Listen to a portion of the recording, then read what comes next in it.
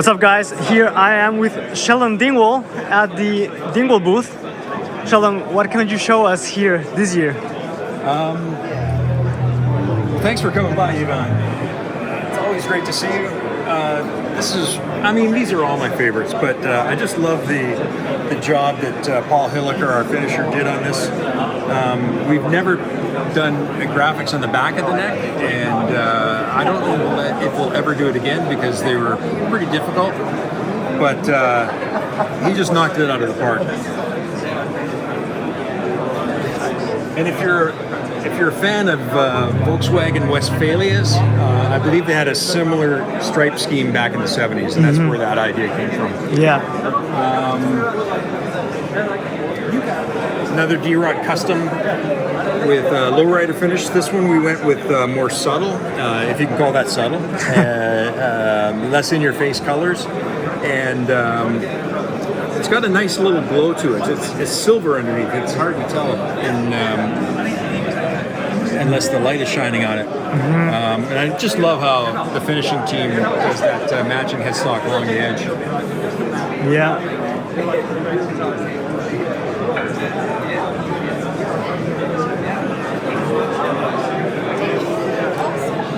We don't have a name for this finish. I call it green apple to brown burst. It's probably the most out there finish we've ever done. Maybe not.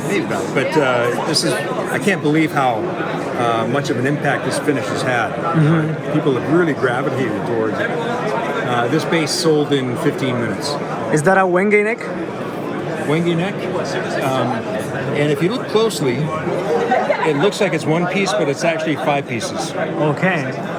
And the woodshop team, they do such a good job of matching the woods and matching the grains, which is not easy with Wenge.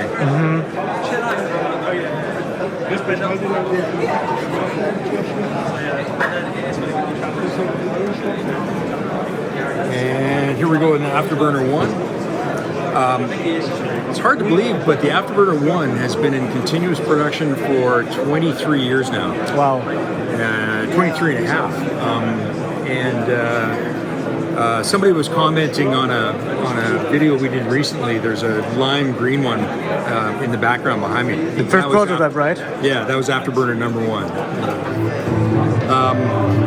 Dyed wood speedo bars, luminolay side dots, and contrast layer.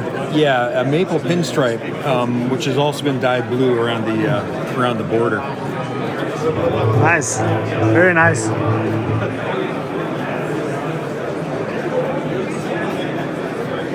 We have a couple of Europe-only finishes. They're exclusive to Europe, at least for 2024. A matte Pegasus red. People might remember that we included a bass. It was a D-Rock customized to look like a Mustang, to match a Mustang that went for auction for charity. That was about a year and a half ago, and so the team at Music Facts saw the color and they really liked it, and so we're doing a limited run for Europe. One question about that, I just saw, are all the combustions now coming with that bridge? It's an evolutionary change, so there will be a transition in 2024. You'll start seeing more and more of those bridges. Cool. It's called the minimalist bridge because it's as few parts as possible.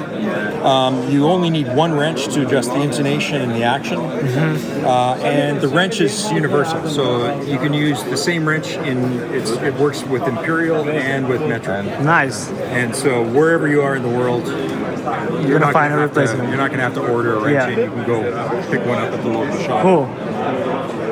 Very nice. The other thing about the bridge that's unique is it's mounted inside a pocket, and the reason for that is with Dingwall basses, the necks are so long that even a third of a degree in the neck pocket of variance you'd never be able to set up the bass. And so this allows to have a little bit more flexible neck angle, and the bridge can be shimmed up and down. Instead of shimming the neck, you shim the bridge. Are those going to be available for purchase? Yes.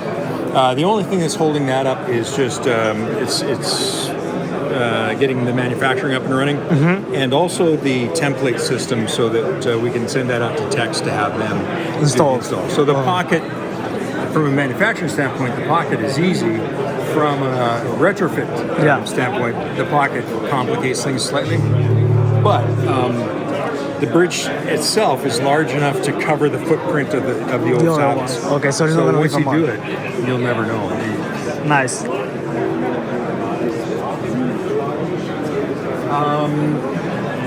This is Nolly's, and this is NG #1. The very first one. Yep. The first neck was rosewood, and then we tried ebony, and then maple. And so this is the third neck on it, but the actual bass is the very first one. Yeah, you can see the wear. Yeah, it's been around the world. It's been dragged around the world a couple of times, and Nolly still uses it. Nice.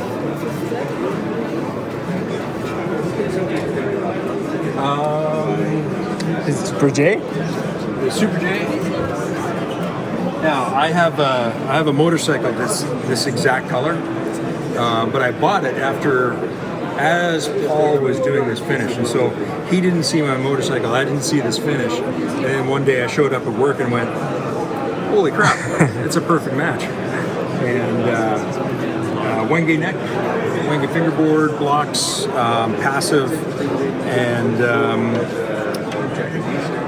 FDBs. Cool. I'm a fan of sparkly finishes. I've always loved them.